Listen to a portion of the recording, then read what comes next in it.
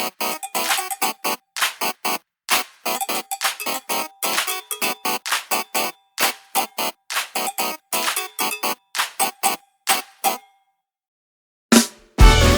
play me like a game. Don't try to fight or stand in my way. I leveled up, you're the same. A new challenge, looking for a new challenge. On a different stage, in a different place. Cause you don't know yours, it was your mistake. You out of pocket, I'm out of space. And we're out of time, get up off my face. I got a new girl now, dang right, I rub it in your face. She got candy yams and Chun-Li legs. I'm so tomorrow than yesterday. And my new thing, she here to stay. Don't play me like a game. Don't try to fight or stand in my way. I leveled up, you're the same. A new challenge, I'm looking for a new challenge. Don't play me like a game. Don't try to fight or stand in my way. I leveled up, you're the same. A new challenge, I'm looking for a new challenge.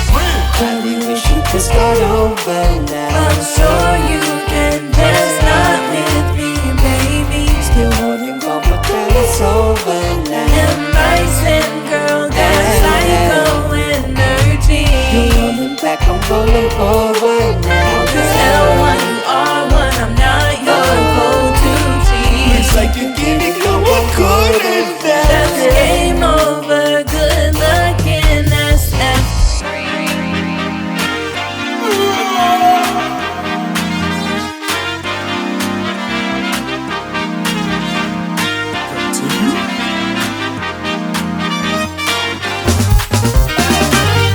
Don't play me like a game. Don't try to fight or stand in my way. I never you're the same. You're the same. Don't play me like a game. Don't try to fight or stand in my way. I never you're the same.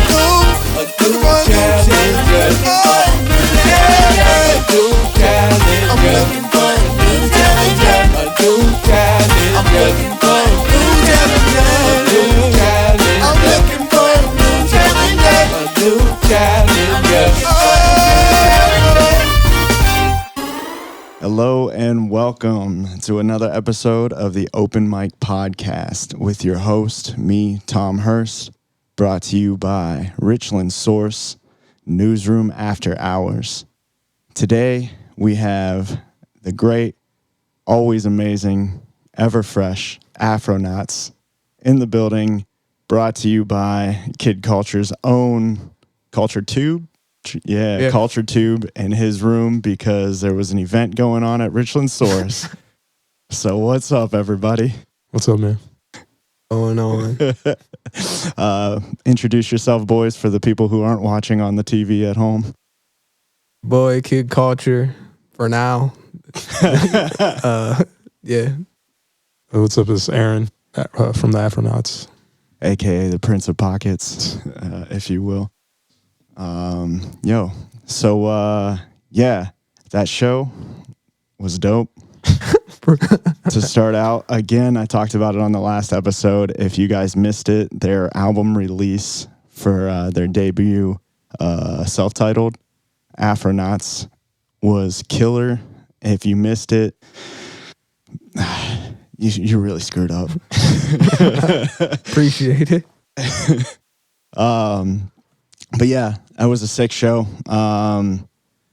First off, album, this release, this is your second full length technically, not really, it's an EP, I guess. I don't know what kids are calling these albums these days. They're not LPs anymore. I don't know what they are. Yeah, runtime wise, it's technically a full length, but yeah, true. Yeah, track listing wise, we consider it an EP. Okay, so second full length. We'll go with that then.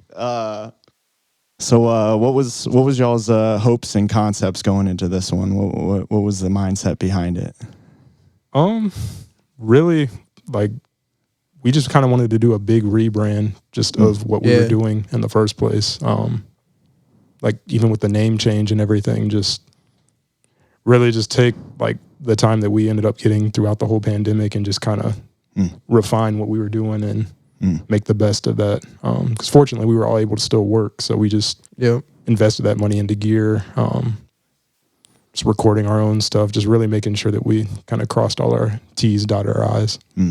That and like the writing process is just completely different than what it was beforehand. Because beforehand, Aaron would typically just make a beat or a track first, and then, and he still did that with some, but we were doing a lot more jamming together, just through the process of writing this. So that got the more live sound across as far as how we sound when we come out and play on the project. So this is also lyrically the first time that we collaboratively wrote together. Oh, okay. Okay. So we kind of just wanted to reflect everybody in the band. Kind of a big thing with us, I don't know if a lot of people knew it, is just humor. So I mean, we wanted to really make sure that we tried to include that in our new stuff. I'm laughing only because of how verbal and talkative you guys typically are at shows. People really can tell those things with you guys. No, that's honestly, that's like really what I wanted to talk to you guys the most about with this, because I know you guys have been on the Open Mic podcast multiple times before. Like I said last time, you guys are pretty much a Open Mic podcast staple. But it's definitely like the writing process really more of a full band feel going into this, like than just one. Well, Aaron writing beats, you said. Especially lyrically. I mean, what did that kind of look like with y'all, like all contributing? I mean, we wrote all the lyrics in a matter of 2 weeks. Oh, wow. Pretty much we would just knock out a song. Like, okay. It really didn't take much effort, just because we were kind of being a lot more honest and just open with the lyrics, just using like that humor to really fuel the lyrics. Yeah, like New Challenger is a very goofy song. like it's very goofy, but but it's sick because it's very genuinely you guys coming from an honest place of where y'all grew up. I mean, playing video games, Street Fighter. I mean, if you grew up playing video games at all and you didn't play Street Fighter, something was wrong with you, in my opinion. But it's sick hearing you guys take that concept and work it into y'all's style, and make kind of it's got like a 90s R&B feel to me, with like your guys' progressive experimental jazz hip hop fusion type stuff, which I think is real sick. What did that song in particular, where did that, I mean, start out originally? I mean, did you guys be like, yo, I want to write a song about Street Fighter from a romantic perspective, or like? It was more a track that I had just randomly made. I thought it was funny. Like, I was just trying to make just like a video game-esque sounding song. It was just a loop. I think it was maybe 8 bars long. Okay. And we were trying to come up with another song. Actually, we were trying to come up with a single for this EP. So we ended up going back to that track, and I was like, I could probably rework this. So we just kept adding stuff to it, jamming on it, and it ended up becoming a song. So then we sat down to do the lyrics, and we kind of came up with that Street Fighter concept based off of how it sounded. Okay. It's like very 8-bit sounding. Yeah. That's sick. Yeah, no, it's very catchy. I appreciate it. Very catchy. I think the first time I heard you guys play it live, I couldn't stop singing it that entire night. So I greatly appreciated the callback. That's for sure. The rest of the album, I mean, it kind of starts off, lift off, super smooth. We went like crazy spacey with this. I mean, the name changed like to AFRXNTS. Like, we're just gonna keep on going as far as we can probably take it. But I was gonna say, is that kind of like are you guys trying to push kind of a theme with all of this, or is it just kind of something you guys were into and it sounded cool? Or it really wasn't super deep for us. I mean, Yeah. pretty much anything was better than the trio. I mean, and it works a lot better because, you know, like beforehand, it's always like Kid Culture and the trio, like a Yeah. collaborative. Now it's just, you come out to see Yeah. the group. Like when you see me, it's just gonna be probably me and maybe Aaron and then For sure. whatever else I want to do. But like now it's just no, that's the Afronauts, not Yeah. Kid Culture and the trio. So yeah. Okay. Yeah, that's cool. Branding it as a whole. Yeah. Actually, I don't think we've ever explained the story of how the trio even came to be. Like that name, it's not like an Exclusive. anti-joke, like as far as why we had 4 people or 5 people on stage. 3 oldest siblings in my family. From a young age, we were called the trio. So that's actually where that name came from. But like the band initially started, we got asked by somebody at our church to play like the shop hop event downtown. Okay. And I wrote like 9 or 10 songs just to play that. We weren't a band at the time. But it actually went over really well. So we decided we keep trying at this. We just kind of did just random jazz fusion things. So I guess the trio name kind of worked doing the jazz stuff. But as we started adding in the rapping and then we added in the trumpet, kind of became an actual band. So at that point, it kind of made sense to just rebrand and come up with something that was better encompassing of what For we wanted everybody, to do. Yeah. Yeah. That makes sense. Kind of just fell into it and then we're like, oh, this could actually be something. Yeah. Okay. No, that makes a lot of sense. I remember you guys playing the shop hops those first couple times. That was it was a lot of fun actually getting to hear you guys right across the street while I was at work. It was very refreshing. But yeah, no, that's sick. So yeah, lift off, right? And then you guys kind of overall, it feels like you guys are kind of pushing more of an R&B direction with some of your stuff. Is definitely that a lot more intentional? than it was before. Yeah. Yeah. I mean, where do you guys do you guys have a vision for the next album and where you're going with it? I mean, obviously all bands want to grow and mature musically as they continue writing, but you know, I mean, the next album's like 90% written. Primarily the reason that we didn't drop the full length is we wanted to just take our time, actually make sure that it was just getting done the right way. We were kind of rushing to get songs done, so we had those 6 songs done for the EP. So we're like, let's just drop this.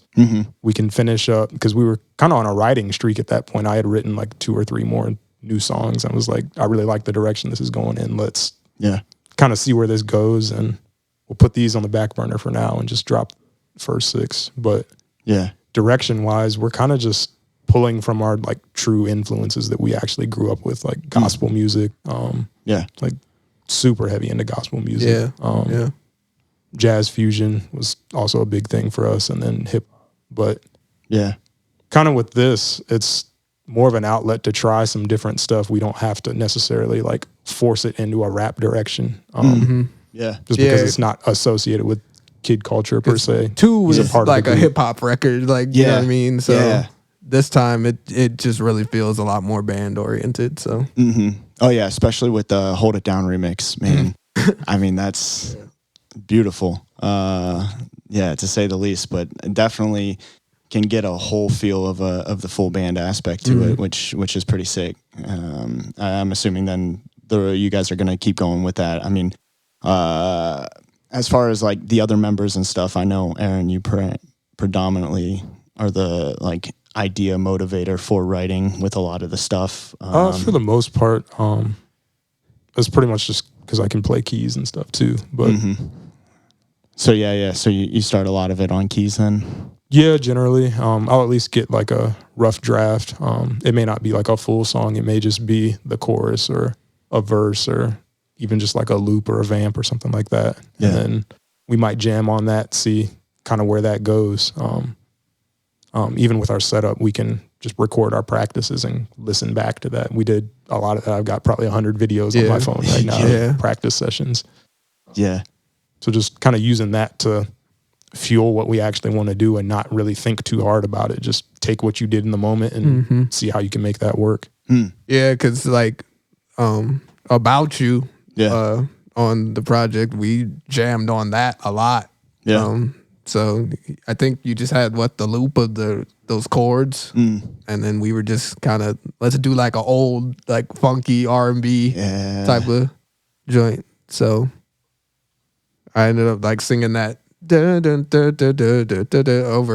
that melody over it, and I'm like, just kind of record different things into a phone, and then you come back to it. Yeah. But yeah, dude, that one is super catchy. The whole album's catchy. I could say that about every song, but I think I saw a sneak peek. I don't know if I'm supposed to admit that I saw a sneak peek of a music video. Oh, it'll be here soon. Maybe. Yeah. Okay. It'll be here soon. Yeah. What's do you guys got direction that you're trying to push music video wise? Are you trying to tie in thematically with that stuff at all, or? With this video, there's definitely a lot more acting involved. And then kind of again with the whole humor, which is really trying to make sure that's like a part of the forefront. Yeah.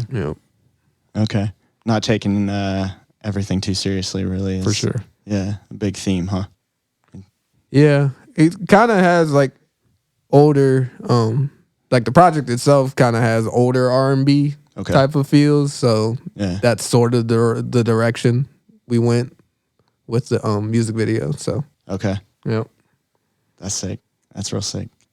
So how long did it take to track the record? Oh. Well, you did drums first, right? Yes. I'd say maybe a year, if that. Yeah. It wasn't super long process. It was just really helpful switching up how we were doing things. It kind of pushed us a little bit, but I feel like way more organized this time around. Just kind of setting a schedule to get certain things done really helped us out. So it didn't really take, I'd say, more than a year. Yeah. So you went through and tracked all the drums first. I'm assuming you had a bunch of scratch tracks for the rest of it and tracked drums to it, and kind of went with the classic recording format with that then. Okay. Yeah, I think he tracked drums.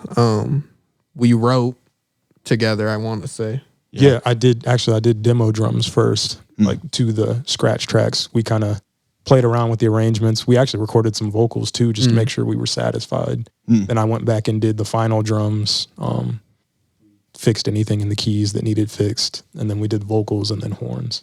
Okay. Yep. That's typically the order that we'll track stuff in. Nice. It seemed to work out pretty well for you guys then, huh? Yep. Sick. So I think you said at the show Jonathan Haight mastered that record? Yep. Jonathan's the man. Shout out Jonathan Haight. Dude. Yeah, no, he killed it on that. He's that's kind of his roots as well. A lot of the 90s hip hop stuff. So it's sick that you guys had him master it. He definitely knows that feel for sure. Yeah. Man. Yeah, so with that, the live show, what kind of process do you guys go through on arranging and figuring out what you're going to do, setting up for that album release show in particular? Because man, you guys, it was a bit more extensive with your lineup, and it seemed like you added a lot of parts that weren't necessarily on the record. It was a really, really cool production. What'd you guys do for that?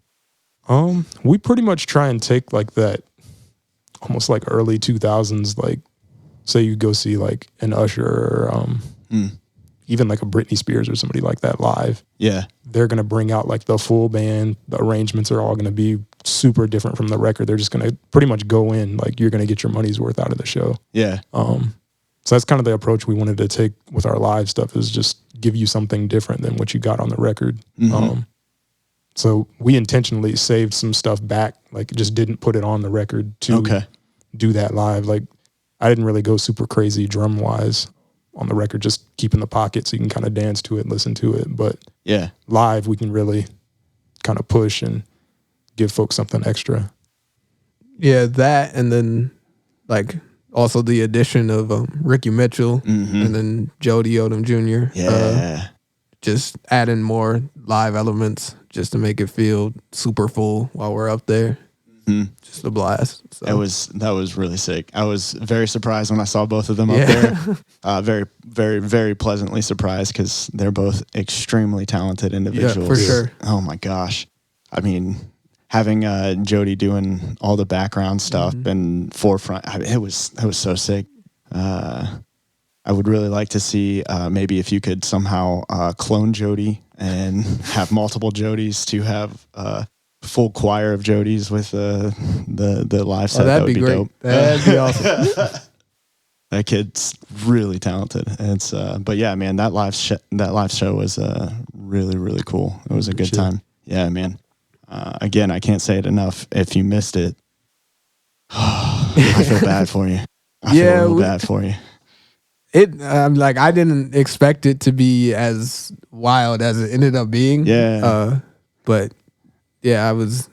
Shout outs to Lee, Dude, seriously. Macintosh, Potent Studios. Seriously. But I don't know. It just felt like a meeting of the minds. Really, like. Yeah, no, for real, dude. It really was, man. Everything, all the chips just fell in the perfect way to make something real magical. That's for sure. That it was a killer night, man. Yeah, it definitely won't be the last one. Yeah, I think everybody that took part in it kind of has the same plan for just really trying to make some more elevated shows happen within the scene. So yes, yeah, we'll definitely be collaborating on some other stuff. I mean, like doing stuff like this, and then stuff like that show, and then all sorts of just trying to make Mansfield feel. Yeah, make it, dude. Bring out the specialness of Mansfield. Yeah, for real. Yeah. Absolutely elevate it because, dude, I say it all the time, man. Mansfield rules. It's got a lot of talented, and a lot of musicians. potential. Like seriously, yeah. No, that would be sick. Somehow, like, they call them like super bands, like, know, like where different members of different bands come together. Yep. You need to have super shows. Different members of different bands come together to make them just stacked. Yeah. Which was that show? Because I mean, Autopoxy and Era, you guys, it was a killer night. Third time's a charm. If you missed it, I'm just Too bad. Yeah, just gonna keep saying it just so that people recognize that the next time they see a show, they need to get there and support this amazing music scene that we got going on. Yeah, for sure. Yeah, so you said the next you already pretty much have the next album ready to record pretty much. Yeah, because essentially we were trying to write the full length album. Like I said, just the EP kind of made a little bit more sense as we got into it. Yep. Yeah. But yeah, we've pretty well narrowed down what tracks are actually gonna make it on the album, and then what's not. I think there's actually only one track from the EP that's gonna carry over to the album. Oh, we just had a lot of other material to get out. Sick. Direction wise, it's similar to the EP. I'd say the album's actually a little jazzier. Yeah, I agree. Kind of like Hold It Down jazzier, or even jazzier. Yeah, kind of more like Hold It Down. Yeah, that, and then there's well, I don't know. I'd say there's just as much funk element. Yeah. So this kind of runs the gamut just because it's a longer project. I think it'll be like true 11 or 12 tracks. Oh, really? Yeah. Oh, okay. You'll get a few That's different dope. feels Yeah. on it. Oh, that's real sick. Yeah. Oh, I really look forward to that. Because you can only play an EP so much over and over again. Full length will be nice. But I mean, you know, I'm an old man now, so I look forward to full lengths still. What do you guys think of the? It seems like it's becoming like a major trend to release like a single, then another single, and then those 3 singles end up being like a little EP, and then they move on or something. I don't know. It's I don't know. I feel like if you're gonna make an EP, you should probably carry on. Yeah. To some extent. I don't know. I guess if you're going to do an EP, you need to have a plan for an album. Right, yeah, Like, exactly. There's no point in doing the EP if you don't have an album in the works. So, Right. And you're not gonna like match that sound at all. Like, I don't know. Yeah, it's all gonna just kind of sound a little random. Yeah. Like a little all over the place. Yeah, I mean, I like full lengths. I do. I miss those days. That, and then like also feeling comfortable enough to make a song longer than 3 minutes. You know what I mean? Like, right. I don't know.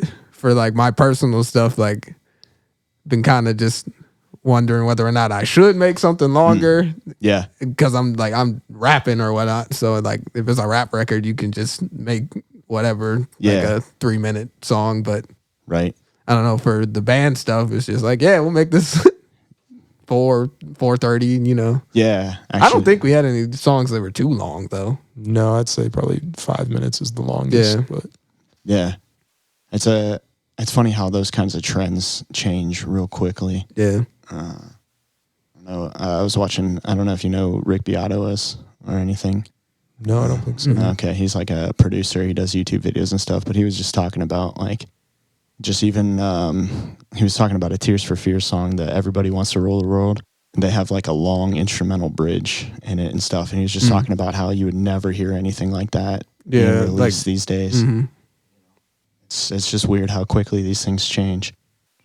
Yeah. But yeah, so I say that to say it's refreshing to see that you guys are actually putting time into longer tracks and appreciate it. Putting the production into it. I appreciate it. I think it's still needed, and I think there's more people that would look for that if the music industry would push it again. You know, I think it might come back around. Yeah, I don't know. I think it's been on long enough.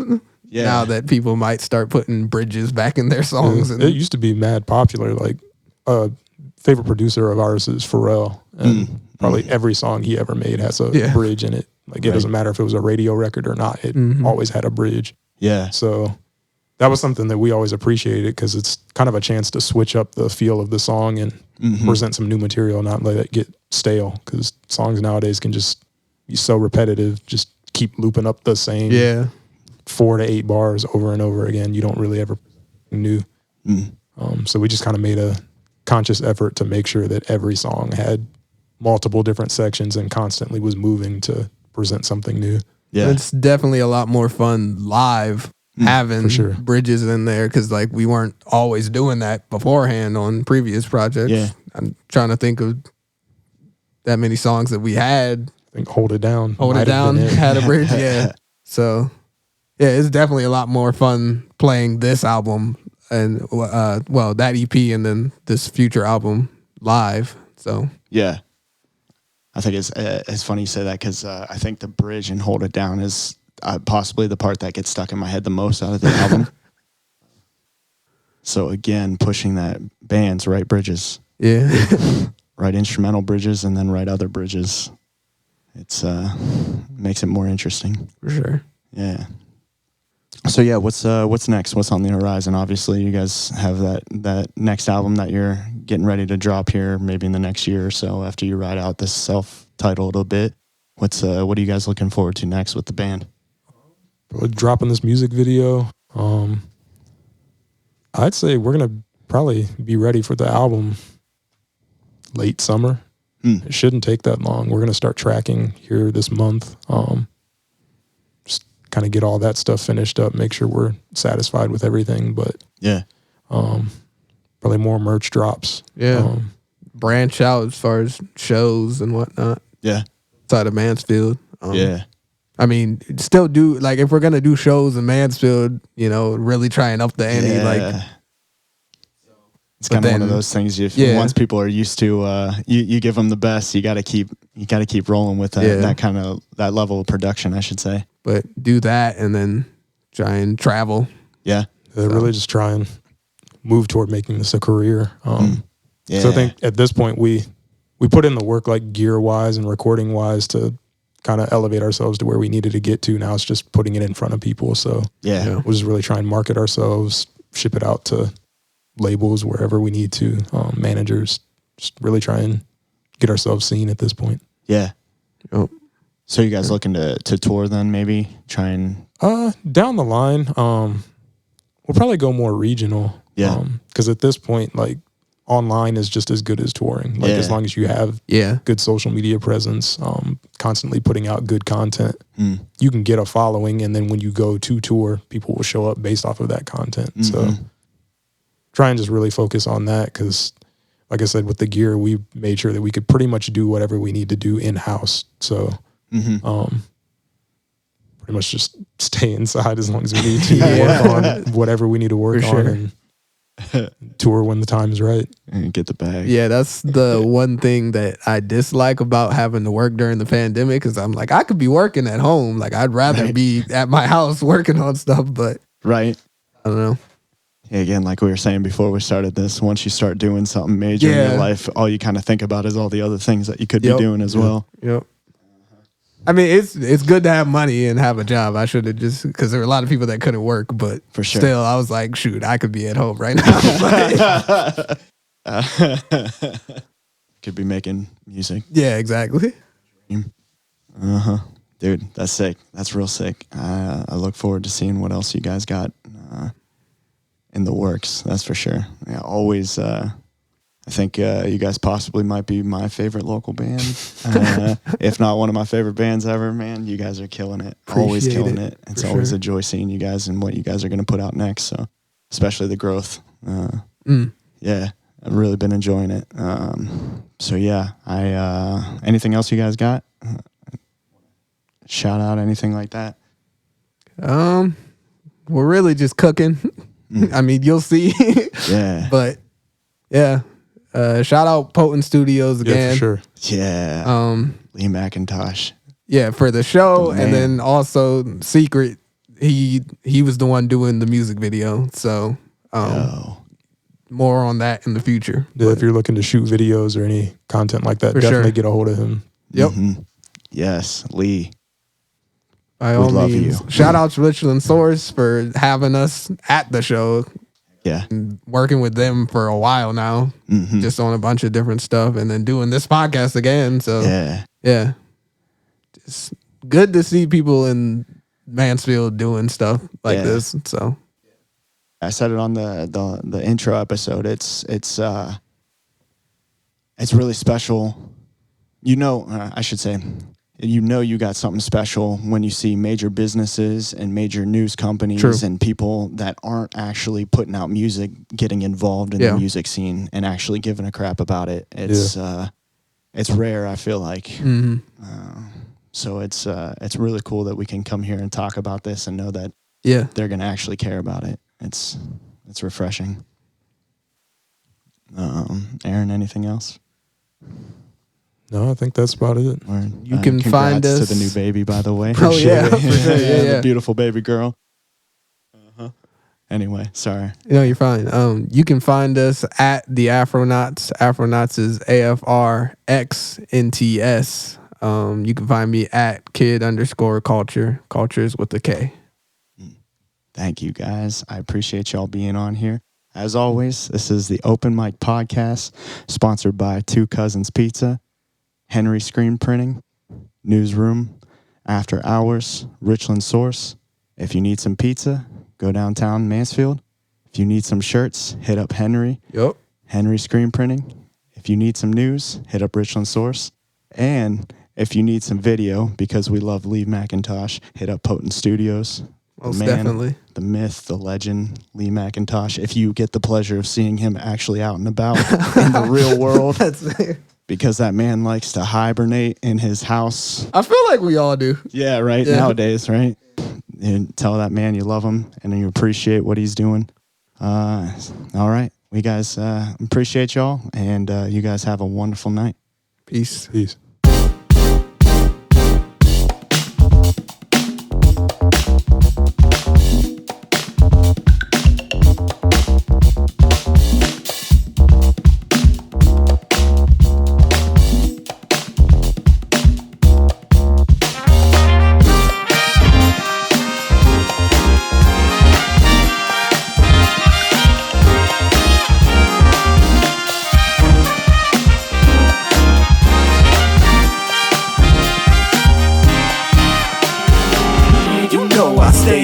You see these shoes I'm rocking. You know I stay fresh to death. It ain't no other option. I'm about to flood the spot, and I wanna know if we can vibe. Come on, yeah. You say you here with your man, he not one for romancing. He must be out of his mind to leave you out here dancing. I'm trying to be your man and I wanna know if we can vibe. So, just tell me if you're ready, girl. Come on. Just tell me if you're ready. Ready? Slow it down, let's take it steady. Come on, grab my hand and I'ma make you feel alright. Alright. Hey, girl, you meet me on the dance floor. Steady as we go. Steady as we go. Steady as we go. Steady as we go. Steady as we go. Steady as we go. Steady as we go.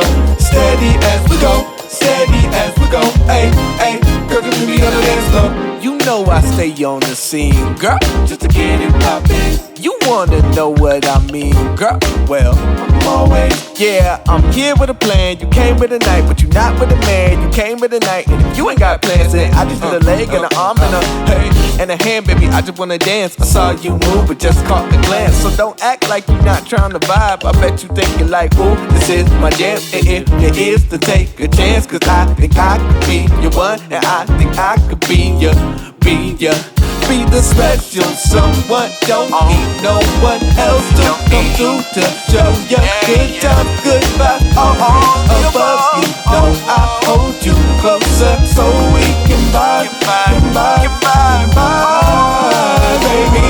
Just tell me if you're just tell me, yeah. Slow it down, let's take it steady. Grab my hand and I'ma make you feel alright.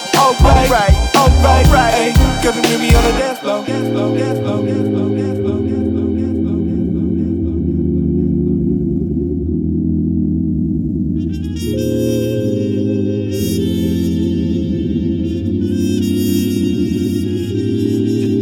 Just take it steady, We can go. And if you're ready, then let me know. Just take it steady, and we can go. And if you're ready, then let me know. Steady as we go, steady as we go, steady as we go, steady as we go, steady as we go, steady as we go, steady as we go, steady as we go, steady as we go. Hey, girl, you meet me on the dance floor. Steady as we go, steady as we go, steady as we go, steady as we go, steady as we go, steady as we go, steady as we go, steady as we go, steady as we go. Hey, girl, you meet me on the dance floor. Hey, come on.